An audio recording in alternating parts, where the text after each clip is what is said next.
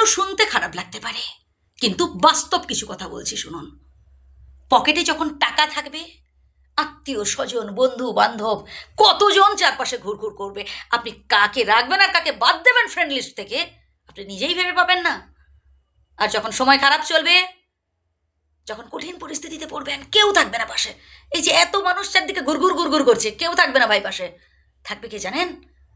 আপনার পরিবার। তাই ভালোবাসুন পরিবারকে, পরিবারের পাশে থাকার চেষ্টা করুন।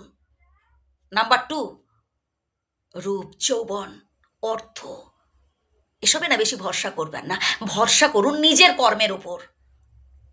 টাকা পয়সা এগুলো চঞ্চলা, তাই এগুলোর ওপর বেশি ভরসা না করে ভালো কাজ করে যান, কঠিন পরিশ্রম করুন, তাহলে সারা জীবন আপনি সুখী হতে পারবেন। এর পরের পয়েন্টটা তো আরও গুরুত্বপূর্ণ, তা হলো আমরা অপরের সাথে কম্পিটিশন করি এটা ভেবে যে অধিক সম্পত্তি অর্জন করে ফেলেছে, অনেক কিছু পেয়ে গেছে আর আমি পেলাম না, হা হুতাশ করতে থাকি, টেনশন করতে থাকি। সে এত কিছু কামিয়ে নিল, তার রোজগার এত বেশি, সে 10 তলা বিল্ডিং করে ফেললো, সে 4 চাকা কিনে ফেললো আর আমি পারলাম না, এরকম টেনশন করে থাকি কম বেশি অনেকেই। কিন্তু এটা আমরা ভুল করি, এটা আমরা বোকামি, এটা আমাদের বোকামি, এটা আমরা বোকামি করে থাকি। যদি তুলনা করতেই হয়, তুলনা করব তাদের সাথে যাদের অর্থনৈতিক অবস্থা আমার থেকেও খারাপ, যারা ভিক্ষে করে খাচ্ছে, যাদের হাত নেই, যাদের পা নেই, তাদের কথা একটিবার ভাবুন তো।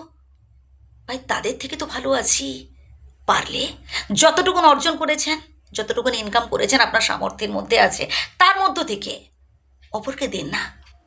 আমি আগেও বলেছি, আবারও বলছি, কথাগুলো হয়তো শুনতে কারোর কাছে খারাপ লাগতে পারে, সরি, কিন্তু আমি আপনার ভালো চাই। আমি চাই আপনি সুখী হন, আপনার জীবনে আনন্দ আসুক, তাই বলছি কথাগুলো। যদি ভালো লাগে গ্রহণ করতে পারেন।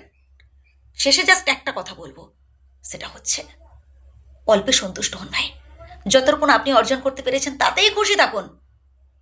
কারোর সাথে হিংসে করে, কারোর সাথে কম্পিটিশান করে, আক্ষেপ করে, হাহুতাশ করে কী লাভ আছে ভাই বলুন তো? কোনো লাভ আছে? আমরা কি সাথে করে নিয়ে যেতে পারবো? নাকি কেউ সাথে করে জন্মের সাথে নিয়ে এসেছে? টাকা পয়সা বাড়ি গাড়ি কিচ্ছু যাবে না সাথে। যে কোটিপতি, যে ধনী, বিশাল ধনী, তার ক্ষেত্রেও যেই অবস্থা, আর আমরা সাধারণ মানুষ, আমরা গরিব দুঃখী মধ্যবিত্ত, আমাদের ক্ষেত্রেও সে একই অবস্থা।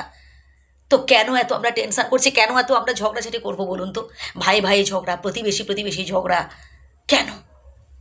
যতটুকুন পেয়েছি, যা কিছু অর্জন করেছি ভাই, তাতেই বিন্দাস থাকতে হবে, আনন্দে থাকতে হবে।